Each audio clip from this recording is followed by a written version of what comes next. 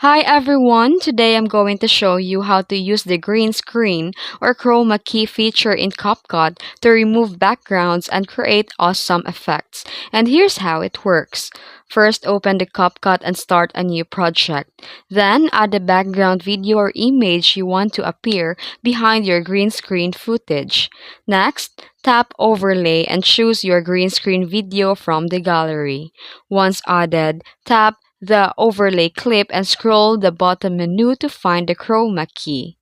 Use the color picker to tap on the green background in your video. You can adjust the intensity, the shadow, sliders to clean up the background.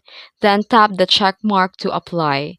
Now your green background is gone and your subject is layered over the background. And that's how to use the chroma key or green screen tool in CapCut. If you found this video helpful, don't forget to like, subscribe, and hit the notification bell for more easy editing tutorials. Thanks for watching!